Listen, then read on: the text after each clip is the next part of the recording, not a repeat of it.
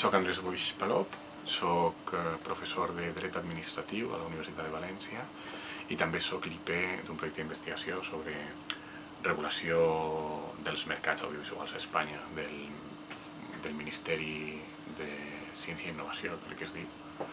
Vaja, del Pla Nacional d'Investigació i Recerca. La veritat és que és una pregunta que és difícil de respondre perquè és un judici d'intencions.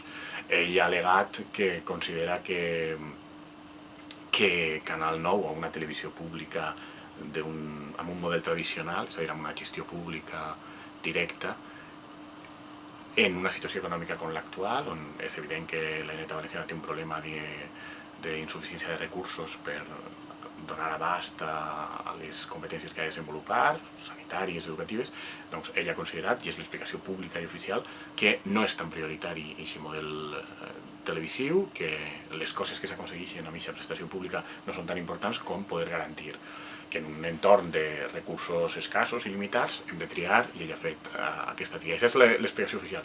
Si hi ha una altra, que sembla que hi ha una altra, no? Hi ha qui parla simplement de que es va calfar per la sentència, que es va tombar el procés d'ERO que havien dut a terme, o que hi ha negociacions o va tindre negociacions amb mitjans de comunicació privats per anar a un altre model. Si hi ha una altra, això no ho sabem, podem pensar que potser hi ha altres raons, però en el fons no crec que sigui molt rellevant. És a dir, l'explicació oficial és la que ens ha de valdre per a fer una avaluació de la situació, i jo crec que és amb la que ens hem de quedar. És a dir, aquesta és l'explicació oficial, pot ser hi ha d'altres ocultes, però l'explicació oficial és la interessant, i l'anàlisi jo crec que s'ha de fer a partir de pensar si aquesta explicació oficial té sentit o no en té. L'explicació oficial, de les possibles explicacions que hi ha per a dir tanquem un mitjà públic, evidentment és la més presentable i per això és la que gasten. És de veres que en un entorn econòmicament fastidiat i complicat és obligació del govern i dels representants dels ciutadans fer tries, i aquestes tries més o menys han de respectar el sentit del que els ciutadans volen, i per això trien unes persones o no altres. És cert que la televisió pública valenciana costava molts diners a l'any, no? Amb el nou model eren vora 80 milions d'euros a l'any, això són 4 escoles noves a l'any, o sigui, són diners. I és veritat que fa un servei, però que potser aquest servei no és tan important. És una qüestió d'avaluació. També és veritat que en la vida d'una societat no tot és educació i sanitat, i per això tenim també un teatre públic i un palau de la música i un palau d'òpera, és a dir, tenim altres coses que no són únicament infraestructures i sanitat i educació. És una qüestió de preferències socials, i per això són decisions polítiques, i a mi em sembla molt bé que sigui una decisió política i que si els electors majoritàriament recolzen aquesta decisió perquè pensen que els seus diners és millor gastar-los en una altra cosa, perfecte. I si els electors, en canvi, pensen que és convenient gastar una part dels diners en això, perfecte. Per això serveix la política i serveixen les eleccions.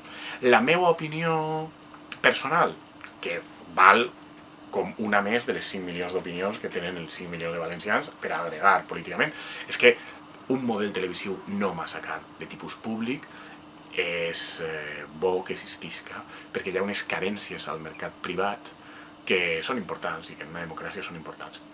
I hi ha una prova del fet que més o menys aquesta idea no és una barbaritat, i és que a altres països europeus, que és el nostre entorn més immediat, en general, les televisions regionals públiques existeixen.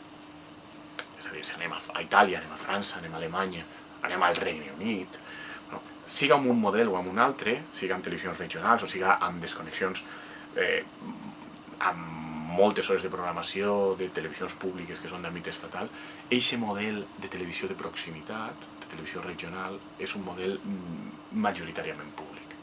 Per què? Perquè el mercat no arriba a fer-ho de manera satisfactòria. Ja dic, que se faci fora no vol dir que sí o sí estigui bé, però és una dada que fa pensar.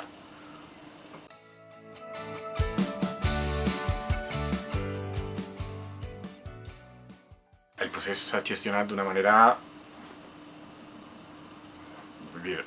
esperpèntica en les formes de fer-ho, no? Paco Telefunken, etc. I s'ha gestionat també amb un fonament jurídic que potser no és esperpèntic, però sí és molt dubtós. S'han canviat lleis, s'han gastat decrets lleis, s'han fet 3 edicions del Diari Oficial de la Generalitat en un mateix dia per tractar de donar una cobertura jurídica a una sèrie de coses. És a dir, no s'ha fet molt bé. La prova que no s'ha fet molt bé és que s'ha tancat la televisió i més de 5 mesos després estan els treballadors cobrant. Això clarament demostra que és un procediment que legalment no s'ha fet bé. Quines conseqüències jurídiques pot haver? Diferents planos. Hi ha una que pot ser que el nou ERO d'extinció, en aquest cas, de l'empresa, siga recorregut als tribunals, un dels sindicats el va recórrer, i encara que la Generalitat, per tractar d'evitar-se aquest problema, ha fet una negociació on ha donat una indemnització molt generosa, perquè si la tesi de la Generalitat és que és un cas que permet 20 dies d'indemnització, acaba donant una indemnització que equival pràcticament a 40, és a dir, pràcticament a doblat, de manera que si la tesi de la Generalitat és que són 20 dies, és curiós que després oferisquen tant. Els sindicats el que pensen és que no, que anem d'anar a 45 dies, el sindicat que ha recorregut.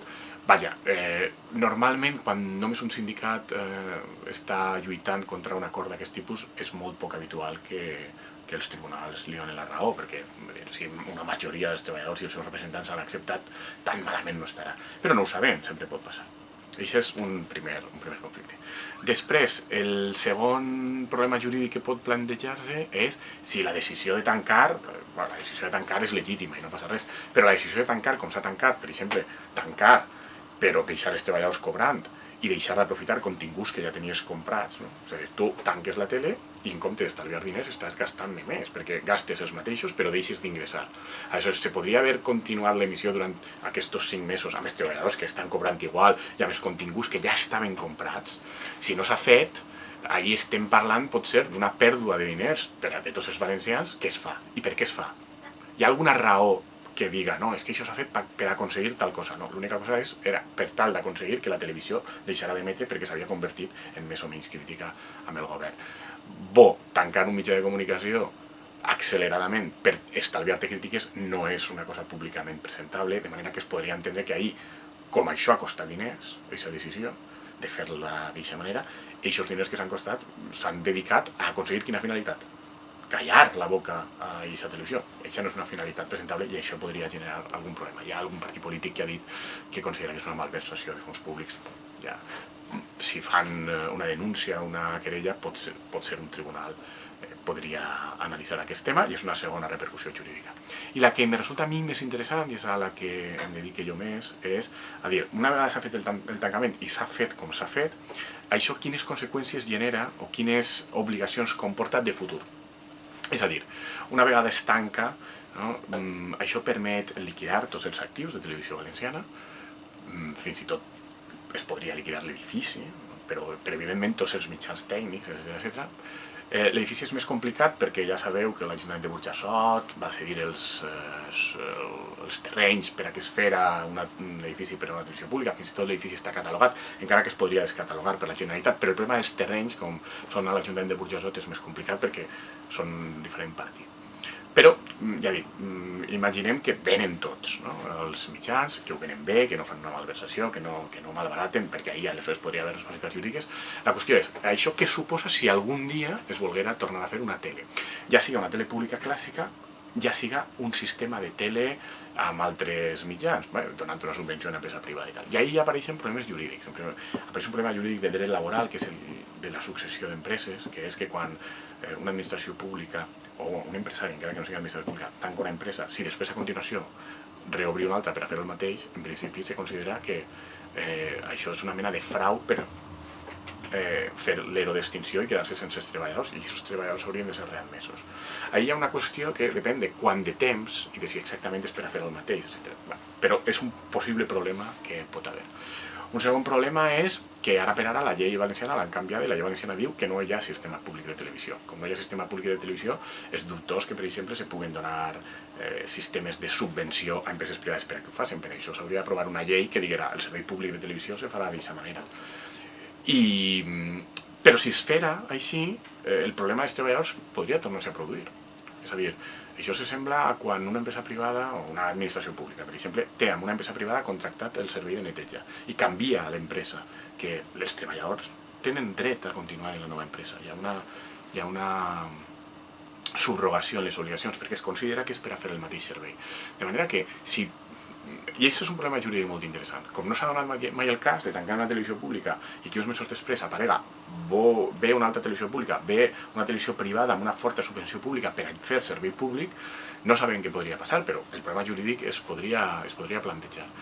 I això també genera el que, cara al futur, si un govern nou volguera posar en marxa una tele, potser hi hauria una sèrie de coses que li serien imputables. Normalment, jo crec que no, perquè per dues raons. Una, haurà passat molt de temps, un temps suficient, vora 2 anys, entre un tancament i la nova posada en marxa de la nova tele. 2 anys ja és un temps suficient com per entendre que no es va fer el tancament en frau, però no era amb voluntat de llevar-te de damunt els treballadors de manera fraudulenta, era perquè de veritat se volia tancar, i és manifest que se volia tancar. I la segona raó és que, home, si hi ha un canvi de govern, hi ha un canvi de línia política, etc., és molt complicat entendre que hi ha una successió en la voluntat de l'empresari de fer aquesta història, no? Però, vaja, la discussió pot estar ahí.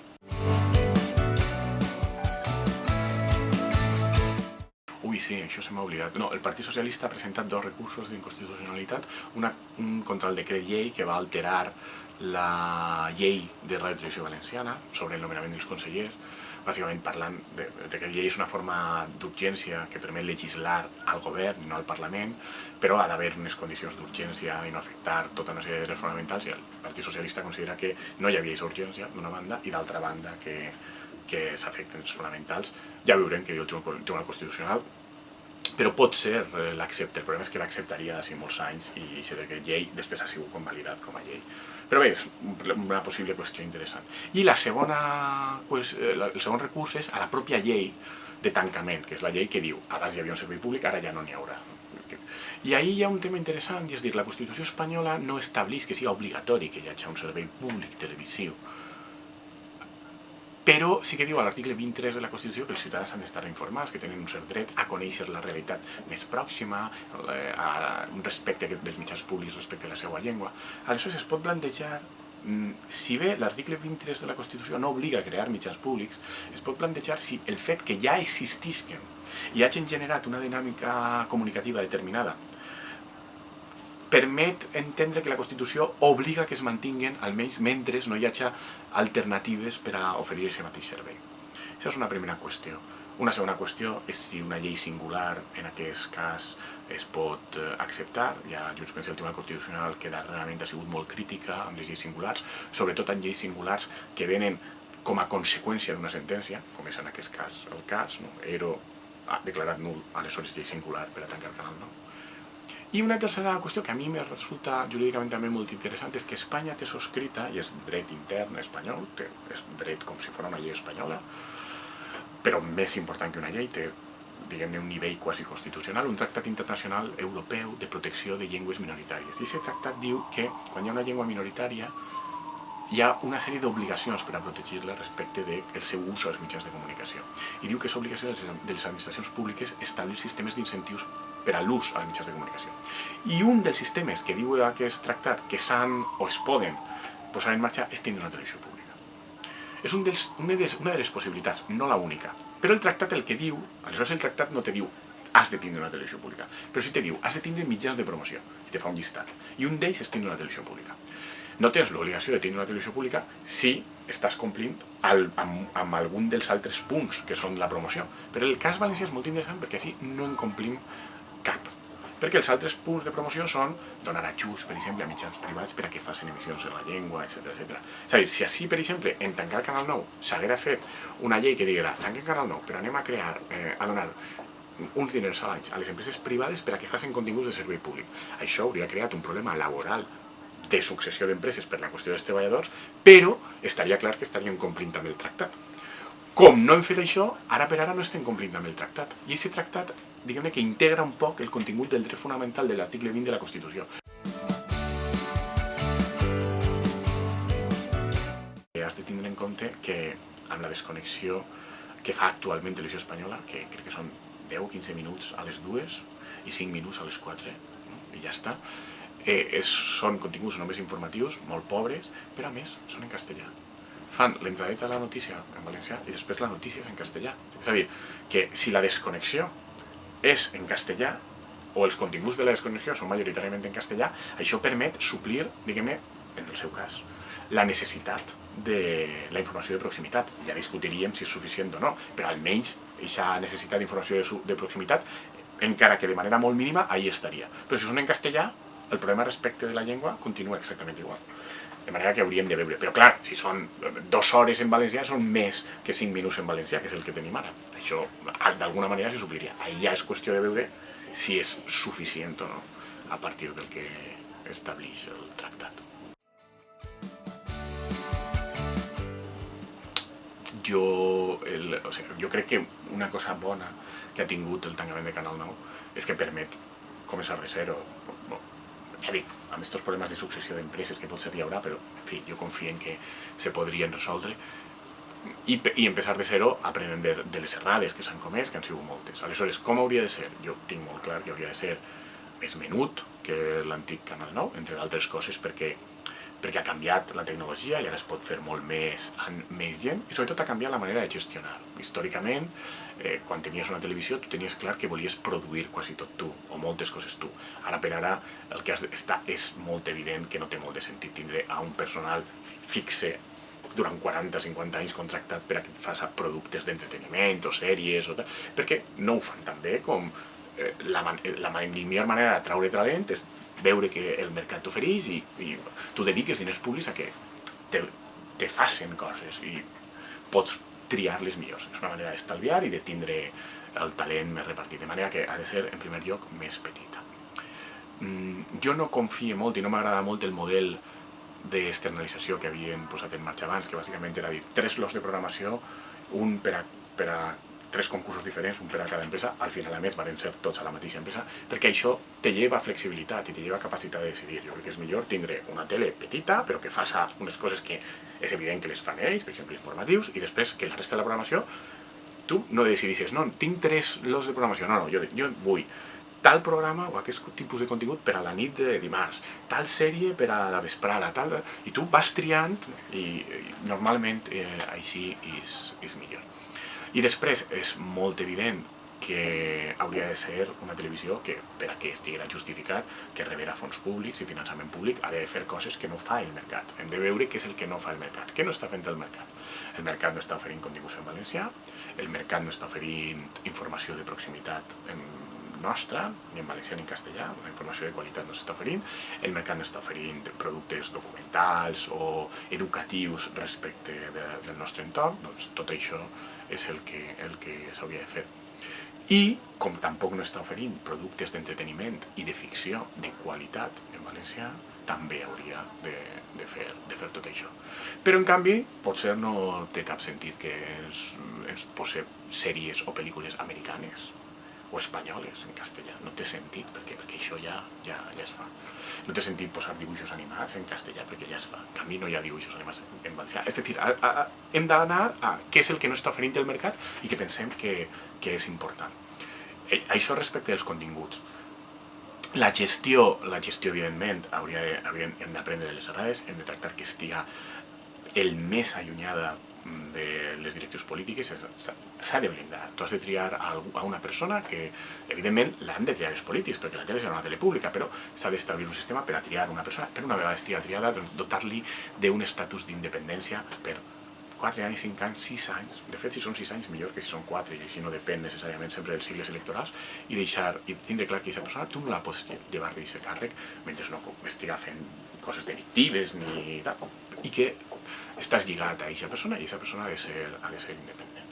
Jo, de fet, la broma que una vegada he fet amb amics és que si és el tripartit qui posa en marxa això, hauria de triar una persona de dretes, conegudament de dretes, un professional del sector, que tothom tinguera clar que és professional, i tan professional que el tries tu, tot i que és manifest que és una persona conservadora. Perquè és bo, és a dir, és bo que quede clar que no és la teva tele, que és una tele dels valencians i que els continguts més sensibles, que són els informatius, els van a fer uns professionals que no depenen de tu. És molt important com se tria el personal, És a dir, un dels avantatges és que anem a triar personal nou. Ja els treballadors, evidentment, normalment ells consideren que ells haurien de ser els que tornaran a fer la tele, però això no és bo per a la societat. Per a la societat, ara que anem a... Si tenim una tele nova, serà una tele 400, 500 treballadors, has de triar els 400 o 500 persones que siguin les millors i que es presenti tothom i que hi hagi una selecció molt rigorosa, molt neutra, per a detectar qui són els millors. Els treballadors de la casa tenen l'avantatge que tenen una experiència brutal de molts anys treballant en el sector. Normalment això els ha d'haver fet millors, però si bé resulta que altres persones que no han treballat tant o que són més joves són millors i ho demostren, han de ser ells. I per últim, jo crec que també a efectes de gestió i d'organització hem d'aprofitar sinergies, és a dir, estem parlant de coses que no dona el mercat i que s'han de financiar amb fons públics, els fons públics són limitats, hem d'aprofitar sinergies. Sinergies vol dir que tots els continguts audiovisuals que tinguin qualitat i que puguen ser aprofitats per a fer una graella de programació, perquè la graella la decideixes tu, però tu pots aprofitar molts continguts. Tots els continguts de programació que tingues per ahí, que te puguen aportar entitats sense ànim de lucre, que fan coses, per exemple, les universitats que tenen estudiants que fan. Si bé resulta que dels treballs de fi de grau en matèria audiovisual hi ha 4 o 5 a l'any de la Universitat de València, de la Universitat d'Alacant, de màsters públics que n'hi ha per ahí, que tenen una gran qualitat. I això per què els responsables de programació de la tele pública no ho podem veure i no podem dir signem un conveni per a poder utilitzar els que ens semblen interessants per integrar-los en la nostra programació d'una manera o una altra.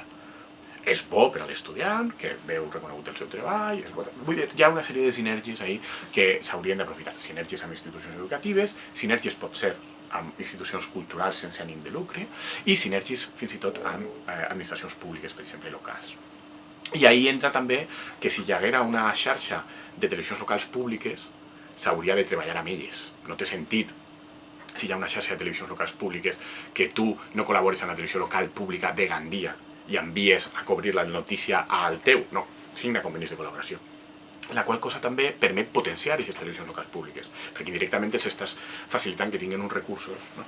I aquestes sinergies serien absolutament essencials. I després, per descomptat, ja, quan no parlem de coses que tinguin ànim de lucre, sinó del sector privat, has d'anar al sector privat propi que tens per ahí i tractar de buscar això, aquestes sinergies, aquesta simbiosi. Jo soc una companyia de teatre valencià, a mi me pot interessar molt fer alguna cosa per a tu, en col·laboració amb tu, i vaig a cobrar molt menys perquè m'estàs donant una plataforma. Vull dir, això... I després, per últim, també, la televisió per a que funcioni bé ha de ser ambiciosa, i ser ambiciosa vol dir assumir on estem, però tractar de fer-la molt bé. I per a fer una televisió molt bona, tu el que necessites és públic. I així tenim 5 milions de persones. 5 milions de persones és poc per a fer una televisió pública molt bona.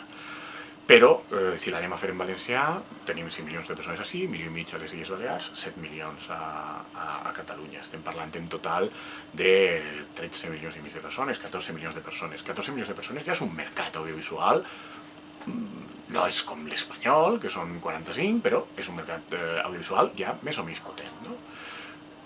Ahí se poden fer moltes coses.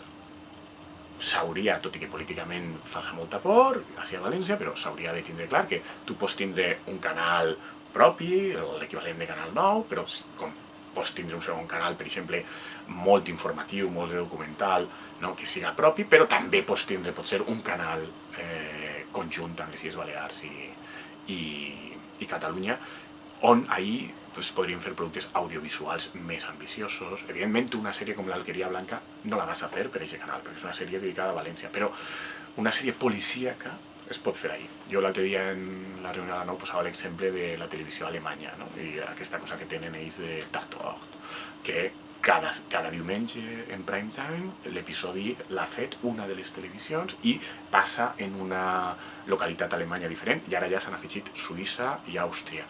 I cada dia és un cas policíac que un dia passa en Hannover, un altre dia passa en Viena, un altre dia passa en Basilea. El Consell de l'Audiovisual és una cosa que totes les persones que estan a aquest entorn estan molt a favor. És evident que és la tendència que hi ha a Europa, és a dir, és de veres, ho veus, i està a Europa. Jo no he pensat mai que sigui una cosa imprescindible, és a dir, jo crec que si les competències foren ben exercides pel govern autonòmic, no seria per se necessari. Amb el temps és de veres que me'n vaig adonant que sí que és de veres que almenys a Espanya no hi ha manera d'aconseguir que es facin bé les coses si les fa el govern, de manera que potser no tenim més remei que anar a aquest model. I és de veres que a Espanya l'exemple que tenim, que és l'exemple català, amb els defectes que té, perquè en té alguns, sí que és de veres que és l'únic cas d'una comunitat autònoma on funciona el sector més o menys lliure de decisions polítiques, d'interferències polítiques. No totalment, però sí en gran part. No? I de fet és perquè és el que té més competències, no? Perquè per exemple l'andalús, que també existeix, o alguns altres experiments, tenen menys competències i aleshores això no serveix de res. Però el català, com té totes les competències, per exemple fins i tot no només sancionar, sinó donar les llicències, no? Atorgar les llicències, això li dona molt de poder i en general ho tracta d'utilitzar d'una manera més professional, no? Més com hauria de ser.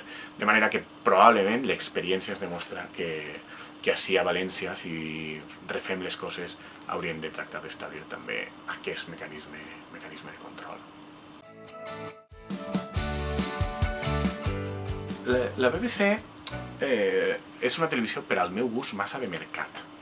I als professionals del sector els agrada molt perquè és una televisió pública molt potent, que compta amb molts recursos i que fa una programació suposadament de qualitat i molt de mercat. Però això sí, com és de qualitat, és servei públic. No? Jo la BBC la veig una televisió massa de mercat. Jo crec que les coses que fa la BBC en la pràctica les acaba fent el mercat. No? A mi m'agrada més el model alemany. Les televisions alemanyes públiques són molt interessants. Així a Espanya es coneixen poc, probablement per la barrera lingüística, però fan coses en general molt xules. Tenen poca audiència moltes vegades, però tenen una programació cultural molt potent. Tu veus, vas a Alemanya i tens canals que estan fent sempre música, que estan fent òpera, que estan fent teatre, que estan fent documentals, que estan fent...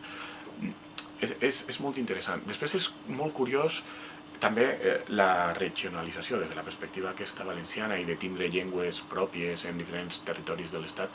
És molt interessant el fet que allí la televisió s'hagi construït a partir de televisions regionals, fins i tot la televisió pública i les emissions públiques.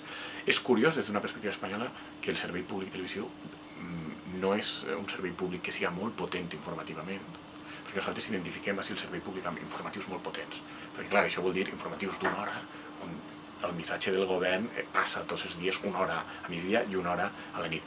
Ahir l'informatiu de la nit, que és el més important, dura 15 minuts. I això te fa pensar i dius, bueno, fa falta més de 15 minuts. I després tenen potser un reportatge, ja no en prime time, sinó un poquet després, d'una hora sobre un tema d'actualitat, però l'informatiu són aquests 15 minuts. A mi el model alemany, ja dic, m'interessa i crec que així, que es coneix molt menys que el de la BBC, haurien de mirar un poc més a Alemanya. I sobretot, si parlem de televisió regional, autonòmica, perquè la BBC és veritat que té desconnexions molt generoses, regionals, pot ser 8 hores al dia per diferents territoris, però no deixa de ser una cosa que es fa des de la televisió nacional desconnectant, que és també el que passa a França. I ja dic, molt millor i molt més del que fa Televisió Espanyola, i molta més atenció i molta més sensibilitat, però a mi m'agrada més, ja dic, el model alemany.